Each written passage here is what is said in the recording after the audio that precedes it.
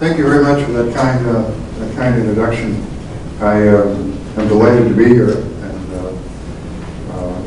very much indebted to Marty and Laura for bringing me up here. And I want to talk to you a little bit. The one thing I'd like you to improve on, though, is possibly the heating system outside. Could use a little work. I was complaining to Marty about how cold it is, and he started talking about his time in Antarctica, which I thought was unfair. So, point of comparison. You know, the Chinese have a wonderful curse. They say, may you live in interesting times. And I think we are living through some very interesting times. Indeed, I hope over the next few weeks and months that President Putin makes sure it doesn't get any more interesting, in Ukraine at least. But we've got to do something about growth and employment, as you know, and we desperately need new sources of energy, partly to address climate change. We have health problems which are global in nature. You know, it's a simple but very real joke that disease does not carry a passport. And so a problem in southern China, in a matter of days, becomes a problem, weeks here in the United States.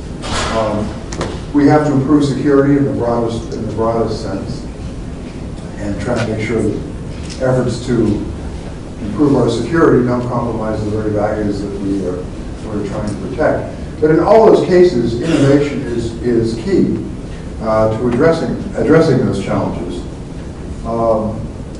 For those of you who are a little tired at this point in the afternoon, this is the key slide. You can take this down as notes and then perhaps doze off gently, trying not to snore. If we're going to maintain our competitive position in the global economy, then we need to innovate. If we're going to innovate, we need to collaborate, and we need to work with small businesses and universities. The universities play an absolutely key role in our innovation ecosystem, as we call it. The whole world envies our university systems, although sometimes they seem to be willing to do everything except the same things that we do. That is freedom of expression and investment in a wide range of students and facilities. But institutional change is necessary, and that's a key message here. By the way, for those of you who may think at any point during this talk that I've said something funny, that's because I'm trying. Feel free. So what is the rest of the world doing? Well, first and foremost, they're paying attention at the highest level. When you go to Taiwan, you talk to a group of engineers who, when they finish talking to you about basketball at Purdue, get on with how they invent things, how they commercialize things, actually how they commercialize usually things that we have invented. And around the world, there's increased support for universities. There's growing funding for research. There are copying programs that we have that I'll talk about for supporting small business. And international organizations like the OECD, the Organization of Economic Cooperation and Development in Paris, have been advocating the partnerships. One of the key things is that leading nations and emerging nations are trying to create new industries. They're trying to attract our companies, but they're also trying to retain existing industries. One of the mistakes we make sometimes in this country is we don't always want to talk about the new stuff. The question is, what are we doing right here, right now that can be improved? And we should look to our German friends to learn. Now, the Chinese, as you've heard, are some of the world's big cheaters. I mean, why on earth would you build new roads, new schools, new universities, increase your R&D budget, and invest in your children and make them study when really they could be watching TV and you could be charging them debt? We charge debt, you know. I don't know when you saw the New Yorker cartoon about the guy who delivers the big U.S. debt, and the father opens the door and he says, well, where do I sign? He says, sorry, sir, it's the kids have to sign. So if those of you who haven't been to Shanghai, you should go look. It's like living in Brooklyn and suddenly one day somebody built Manhattan, you know, over a 10-year period. And I'm quite serious. The Chinese are working as hard as they can to learn to invest in the future. This is China's R&D race. This is their contribution. Their average growth of more than 20%. This is the United States. Now granted, we have a bigger installed base. We're not trying to fake anything here. But I hope you feel as good as I do that we're ahead of France. But we're not ahead of Germany, and we're nowhere near the rate of increase in South Korea. Now, does that mean we're going to go off indefinitely increasing at 20% rates? No. But God did not intend us to stop at 2.8% of GDP, and He certainly didn't intend us to stop altogether growth and begin cutting. Germany has world-class research institutions. You'll need to learn, that's actually misspelled, there's an N there, about Fraunhofer. They have strong private R&D investments. They network better probably than any country in the world between their industry and these institutions. One of the things that's really great about the German economy is what they call their hidden champions, which are these small companies that have niche markets that export all over the world, charge more than anyone else, and make better products. Now, it's not, the Germans don't have anything unique about this. Around Cincinnati, we have a lot of machine tools too. Machine tool production. It was, of course, founded by Germans. And those German families remain.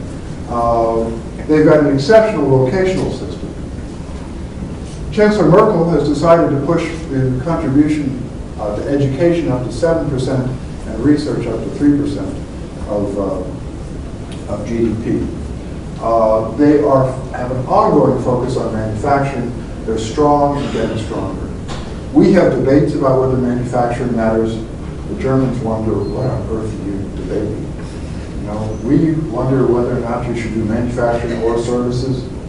Actually, the services are usually attached to the manufacturing. Now, some think we may be able to outstrip China by selling insurance to each other, but I'm not convinced that's a path forward. I mean, you look at some of the more serious analysis, you just don't find the jobs there. Why am I saying that? If you don't know, there have been big debates among the more orthodox economists in Washington about whether or not manufacturing mattered. The administration before this one, the Council of Economic Advisors was arguing that it didn't. And I think they did enormous damage. Of course, now there's a new generation of economists making their reputation by discovering that manufacturing does matter. So that's fine. But the point is, we need to leverage our advantages, work on new industries by supporting innovation in the universities with research parks, with the industrial economies. Now, we have some really good news. I like to put this up just to make my friends in Europe feel bad. This is the U.S. share of global R&D. What's interesting is that we outstrip almost all the rest of Europe, certainly the leading countries. And a great deal of our R&D is actually research. It's less is spent on buildings and salaries, as is often the case in a country like France, for example. But China has surged from almost nowhere to half of our share of global R&D. We have huge strengths, which many countries have a real hard time imitating. In France, if you're successful commercially, they want to know how you cheated. We think people like Gates or now Zuckerberg are rock stars. We think it's absolutely superb. We have forgiving social norms that allow you more than one try at a company. That is reinforced by the gentle bankruptcy laws. The Chapter 11 is a unique American invention. Let me tell you a quick vignette. When the entrepreneur comes home in Silicon Valley, and she tells her husband that the company went down. He says, I know you tried really hard. Let's go out to dinner and we'll talk about what you're going to do next. Flash to Helsinki. The guy comes home, tells his wife that the company went bankrupt. She drops the dishes, bursts into tears, says, my God, where are we going to live? How will we ever pay the debts? These are different bankruptcy laws. That guy is out of the game. our guy just dusted himself off and goes up to try and take another shot at gold. Some people say we're so forgiving that no one cares if you lose. As an investor in a startup, I can tell you do care. But when they lose, they lose. We also allow that if you win, you get to keep substantial rewards. A Hungarian entrepreneur I know did very well and sold his company in Silicon Valley for $400 million. He called up his mother and said, "Mom, I sold the company." And there was a long pause, and she said, "Does this mean you don't have a job?" And why was he in Silicon Valley? Because he had gone bankrupt in Budapest. And once you're bankrupt in Budapest, you're done. So, time to leave.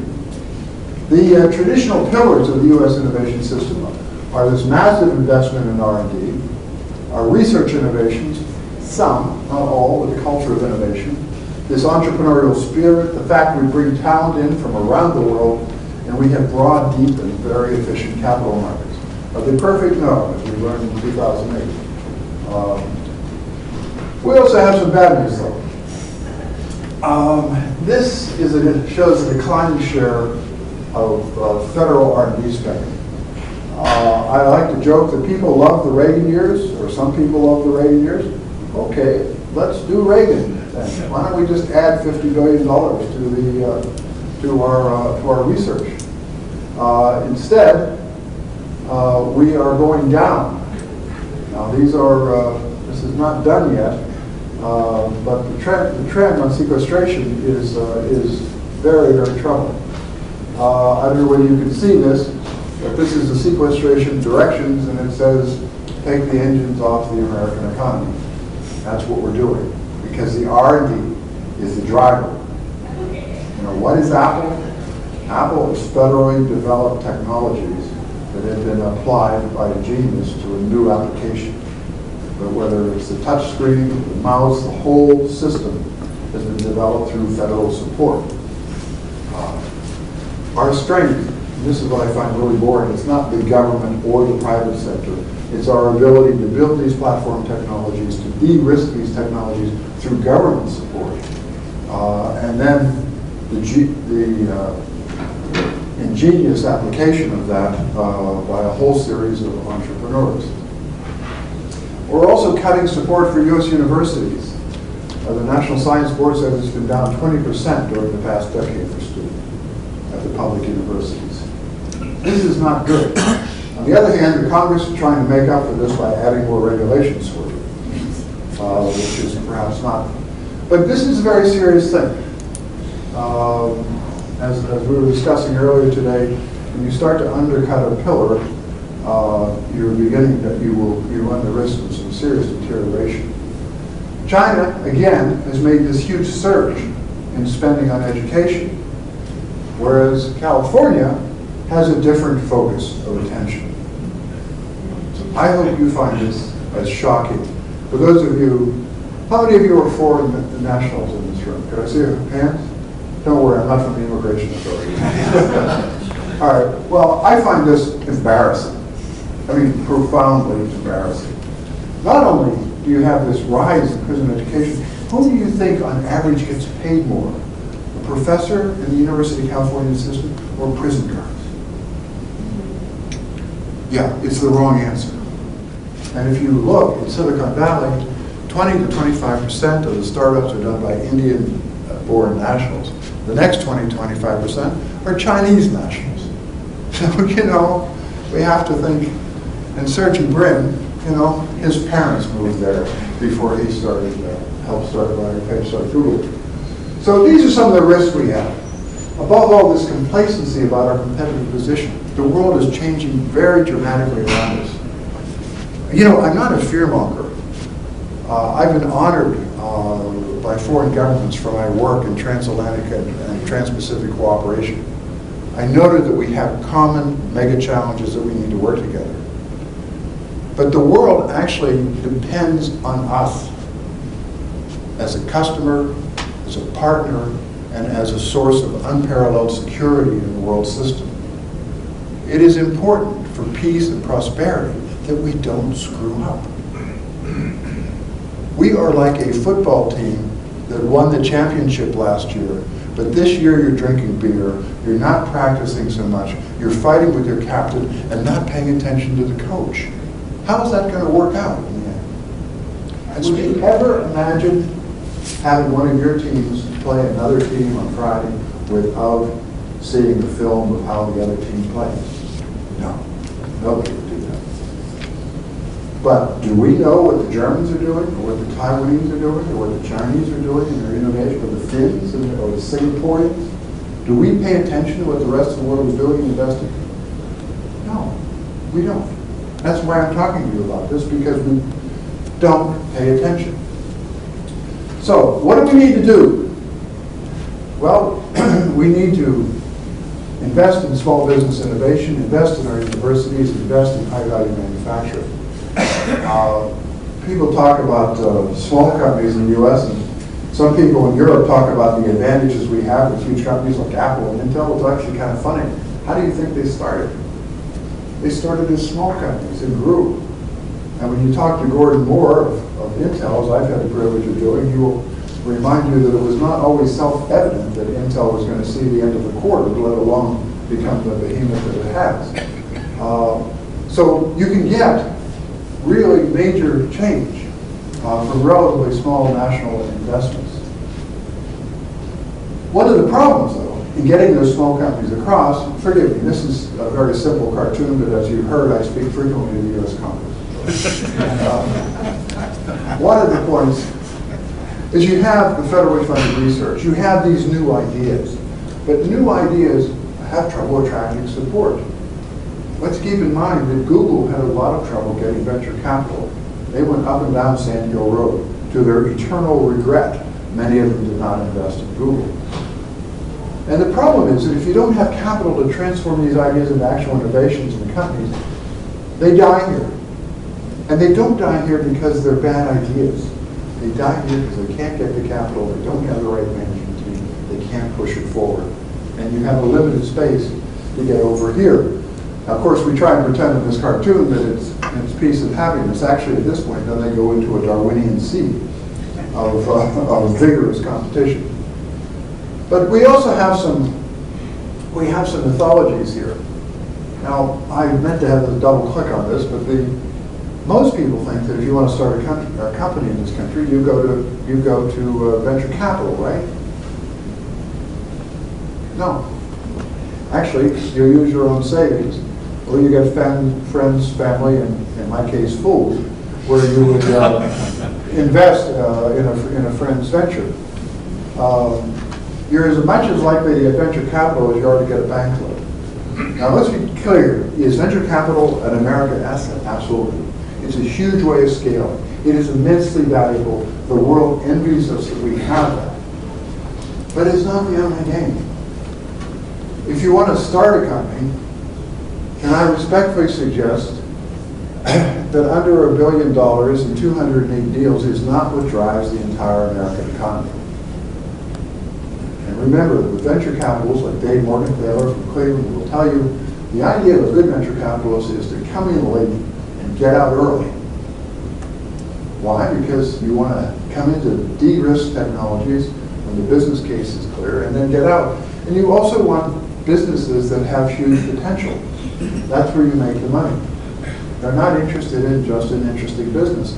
But a just interesting business, what the VC guys call the living dead, $10 or $20 million business and no prospect of an acquisition, that's what grows the region. You know, there's nothing wrong with that from a regional point of view. Now, there is a public option, and I'm here to talk with you a little bit about that because it's important that we do. It's called the Small Business Innovation Research Program. How many of you know about this program? Well, that's pretty good. Well, if you know all about it, I don't need to talk. I assume you've read the 10 volumes we did on it. And one of the things kind of funny about the Small Business Innovation Research Program is that the more you study it, the less you know in a sense. But I think many of the researchers in the room would understand that as well.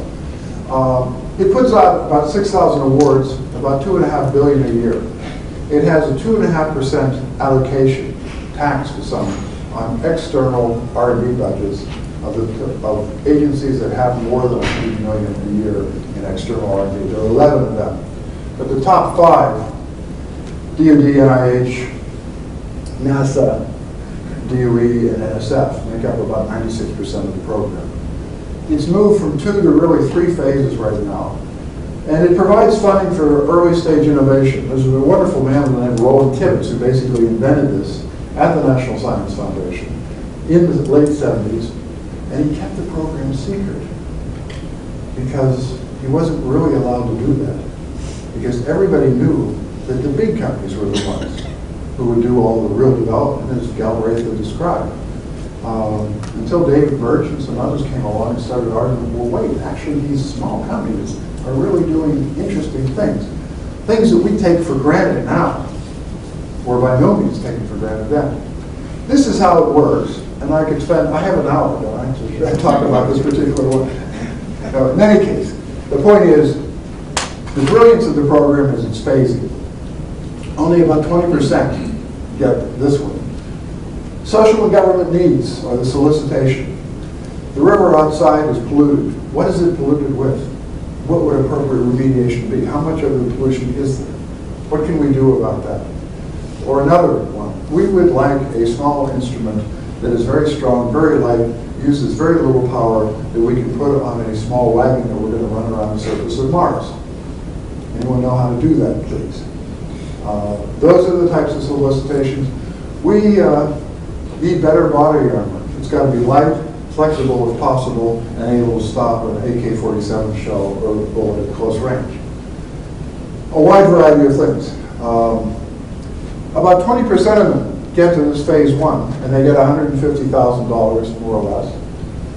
About half of them get to phase 2. Half of the successful phase 1s get to phase 2. They get $1 million. Unlike many of the programs in Europe, we don't ask for any recoup.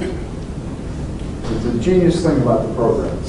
If you're successful, we'll tax your income, we'll tax your company, we'll tax your workers, but we're not going to try and take anything back from you. Which is wise, because as one woman entrepreneur in Silicon Valley explained to me, if the government's going to take money back if I'm successful, trust me, I won't be successful with that particular project. It's not hard to figure. What you have was not intended in the program is you get private sector investment very frequently. Because what you've done in effect is 2 rounds of due diligence here. And there is a potential, often potential government market. We did some research on this. After 20 years, the Congress asked us if the program worked. And without wanting to sound like President Clinton, one of our first questions was, well, what do you mean by work? And there are a wide range of things that work. And I'll talk a little bit about that, but some of it is creating the companies. And somebody said to me once, do you mean these companies just get created only to get federal money? No, Virginia, that's not what we mean. What you do is you are pulling ideas out of the university and into the marketplace that meet social, governmental needs. It's huge. Research gets done that would not otherwise get done. By the way, about half of these get peer-reviewed publications, about a third of them get patents. We're not talking about setting up restaurants or dry cleaning establishments. We're talking about top of the line. Many of the companies that already exist grow, and interestingly, SBR companies collaborate extensively with universities. This is Ohio's share. Now, maybe California is larger and more developed, but I'm not sure that Virginia and Maryland, my state, or sort of my state, should really be ahead of Ohio here. I'm not sure Colorado should be ahead of Ohio here. Now, why is that? Well, one of the keys to succeeding in this program is applying. It's very hard to win the award if you don't apply. The same way you've got to shoot.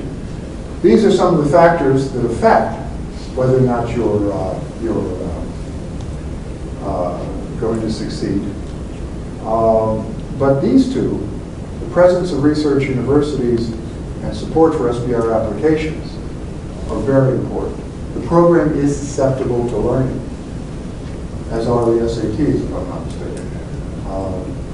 Providing phase 0 funding to support applicants. Provide matching awards, because there's another valley of death between phase 1 and phase 2. So can you get some state awards, or can you get some university support? Can you give credit for professors who win SBR awards? We need to target an outreach to women and minorities. We have a report coming out on that.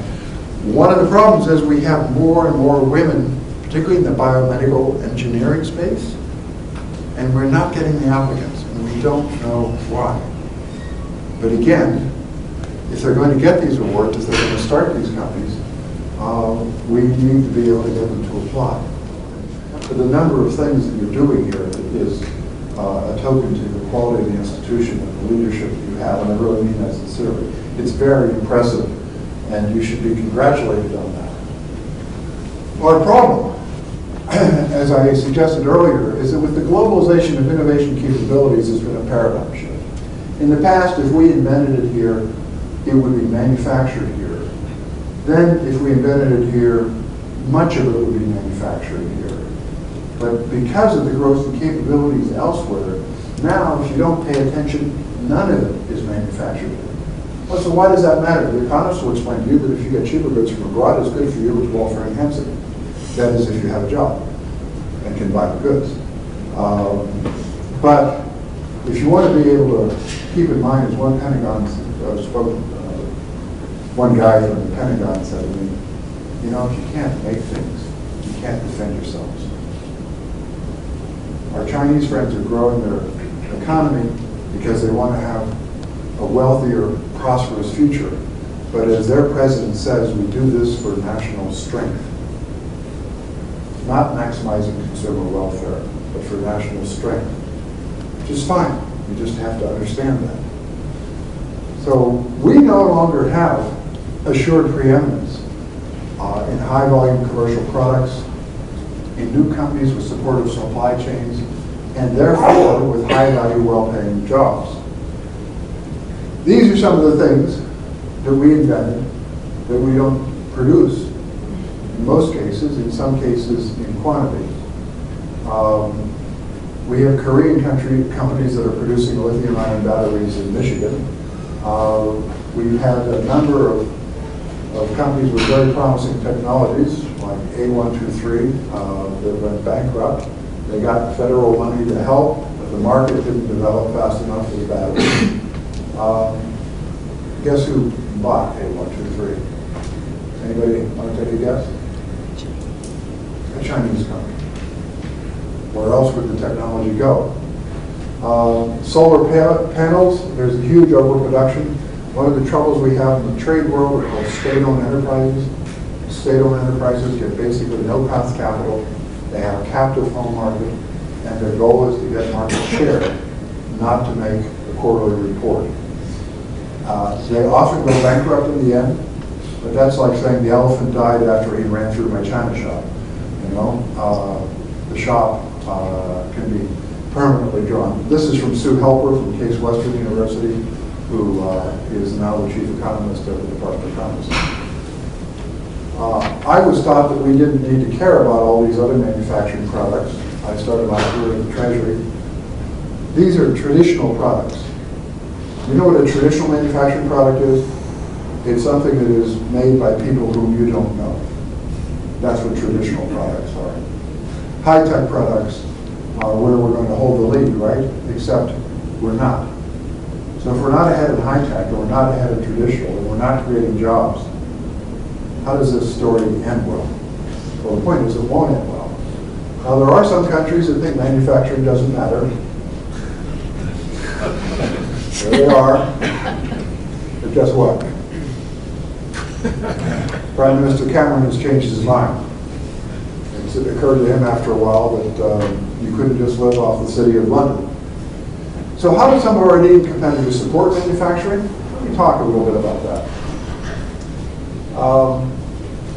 Canada. Any of you heard of Canada? It's just to the north. They're funny people. They think they're different from us, but can't tell you how. Except possibly that they actually collect taxes and balance their budgets, which is a strange custom, but it's one they do. We're a lot better at hockey.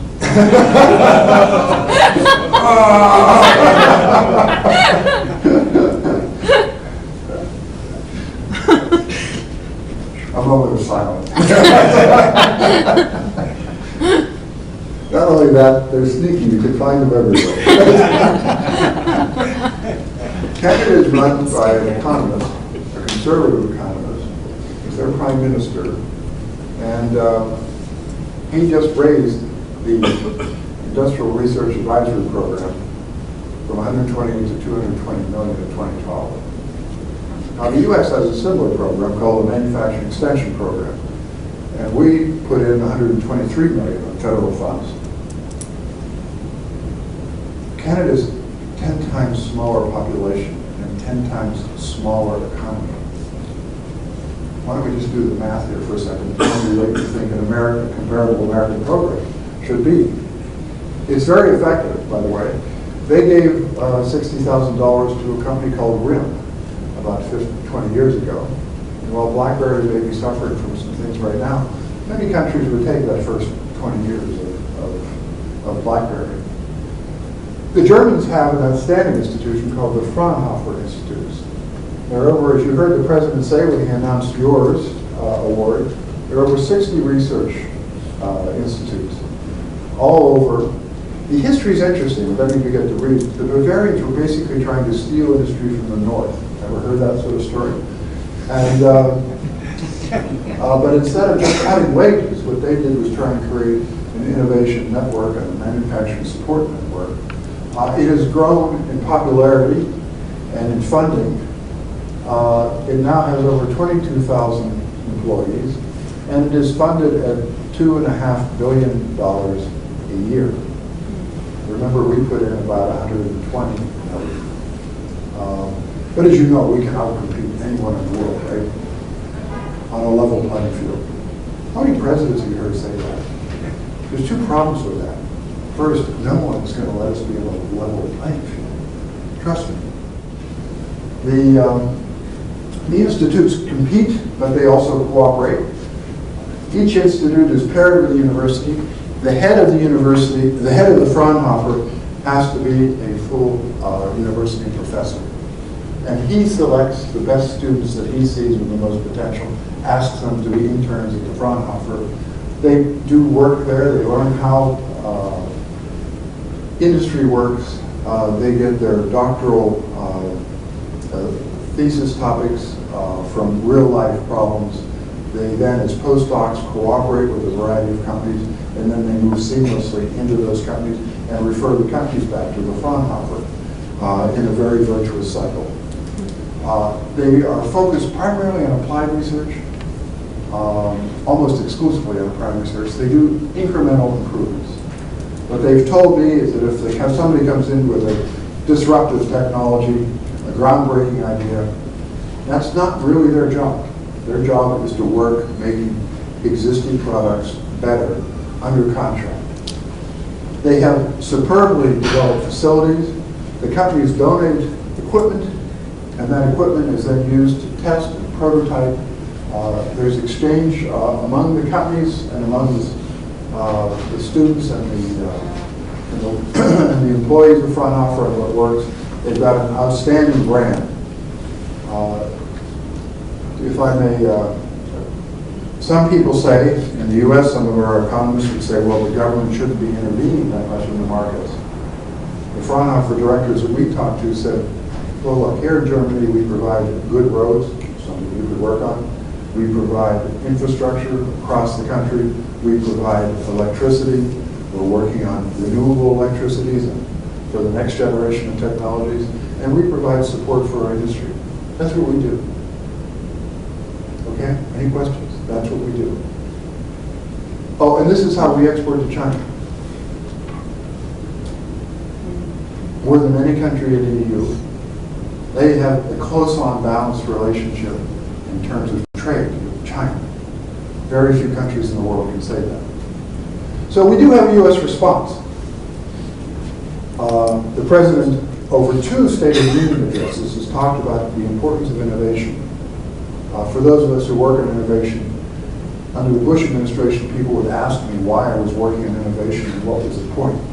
Under this administration, people ask us, what should we do? The second being the harder question, of course. But he's entirely right. We have to have this innovation if we're going to go. So what is the president doing? He's been investing in clean energy. Not as much as he would like, but they've made very significant progress. He wanted to reform the patent system. He was able to do that. He wants to encourage entrepreneurship, and the IPOR program is one way of doing that. He wants to invest more in R&D. The sequester has hit that. He wanted to grow and attract a skilled workforce. That has been bought. We need more aid at community colleges. He wanted to invest more in infrastructure. As Larry Summers says, when do you think money is going to be cheaper in our lifetime? Larry Summers said, have you been to Kennedy Airport? It was the best airport in the world in 1964.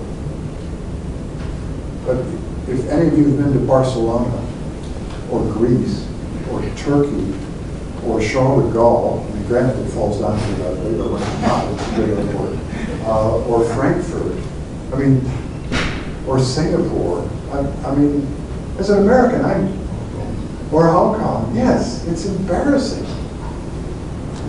Try to get off a flight and follow the silly little corridor along Dulles Airport when you get back. He wants to renew the manufacturing base, and that's underway. So they have a new manufacturing strategy. Gene Sperling gave a brilliant speech over at Brookings last year, where they want to focus on innovation, on training, and lowering tax rates if they can make a deal. Expanding trade agreements. I have some doubts about that, but that may work. And he wants to capitalize on the cheap energy we have. But let me pause for a minute in this talk and talk a little bit about cheap energy. Do you know how we got cheap energy? American entrepreneurship, right? They worked really hard and they figured it out, right? Well, for those of you who believe that, you're probably the same ones who believe you were born and you became a postdoc, right? So it's a major asset for us. This is probably wrong. It may be higher or lower. That's what I like about economists. They say it's either 3% increase or maybe as much decrease or maybe not. You know, it's one of those, 3 probably. But it's saving consumers money. The potential, not yet happening, to reshore more manufacturing. It is attracting energy-intensive manufacturing to American shores. It's making companies like Alcoa much more competitive. It is lowering carbon emissions. It's a mixed bag. On the one hand, it's making it much harder for wind and solar to compete. And on the other hand, it is making it much harder for coal to compete. You do know what's happening to the coal, right? It's being sent to Germany and being sent to China because it's lower cost and it's higher quality. Germany is trying to get out of, wants to save the environment. This is a true story, it's painful. And so they're moving away from nuclear. And as a result, they've gone way up in lignite coal, which we're now trying to displace with American coal. So their carbon emissions are rising because they want to save the environment. And our carbon emissions are falling because we don't pay attention. So it's really, you know, we're not quite to Kyoto, but we're much closer than anyone anticipated. There's also a strategic point here, which the last few weeks have underscored. This is increasing American influence in the world. If we begin to export shale gas, we will once again, as we were in the early 1970s, the swing provider, which had huge impact on what we could ask of Europe and what the Europeans could expect from us. So how did we get there? We got there through a government-industry partnership, a de facto government-industry partnership. And why am I emphasizing this? Because I find it professionally very frustrating to see that we have become almost Soviet in the way we air spray out the government. You know, the government can't do anything right. The government can't pick winners. Well, really, I kind of like shale gas. I kind of like GPS, by the way. Do any of you like the internet? I like mobile telecommunications. You know, I like airplanes with turbines that turn and never stop. I like light airframes. You know, I like nuclear power. Contrary to what some of you may believe, nuclear power was not invented by Nuke and Lear in Silicon Valley. The first civilian one was done in Shippensburg, Pennsylvania, by Admiral Rickover and his staff. That was the civilian reactor. Salute. So 3 decades of support in research, demonstration, and production. They figured out how to do the hydraulic fracturing. They did the 3D mapping. Why was that important? That was Sandia National Laboratory. Because if you're going to drill for shale oil, it's very helpful to know where it is. And this type of mapping, and by the way, there's an Economist article talking about this, never mentioned the government, but did mention the importance that they use satellites and GPS technologies. Well, I wonder where those came from. I guess the first thing you do is launch satellites if you want to become an oil producer. In any case, and the last thing they did, it was too expensive. So we subsidized it. Does this sound familiar? This is exactly what the president wants to do with solar and wind. This is how you get. Now somebody says, well, you really shouldn't subsidize energy production. You should let the market do it. Well, then fine. Why don't we take back the $5 billion a year we give to the oil companies? $5 billion. You know? And what's really wrong about this is not, they're winners and losers when they're reallocating, and the incumbents naturally resist. The danger is that we've lost the playbook. We have forgotten how we get here. We can do a whole talk, you know. Ever hear of Radio Corporation of America? Yeah, founded by the Navy. Yes, the Navy. Joseph Ives Daniels. Why? He didn't trust the British in 1919. They forced Marconi, Westinghouse, and GE to pool their patents. The Navy put in an equity stake and was on the board for 10 years before someone discovered that we shouldn't have a Navy on the board. But that's how we got it. Alcoa. Anyone know how that came into existence? It's not called the Aluminum Corporation of America for nothing. It was built by the government. Once we won World War II, we sold it off for $1. What more would you ask? I mean, it's how we get here. So, you know about this, and you know some of the limitations of Youngstown. But one of the things we have to keep in mind as we go forward with these manufacturing centers is we learn by doing. We learn from abroad. We learn from what works. If a military program, a weapons program, doesn't work, do we say, oh, the government can't do this, we're just going to give up on weapons? No, hardly.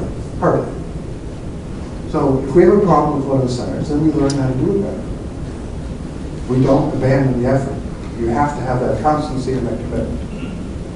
So you know more about this than anyone, but this was news to us.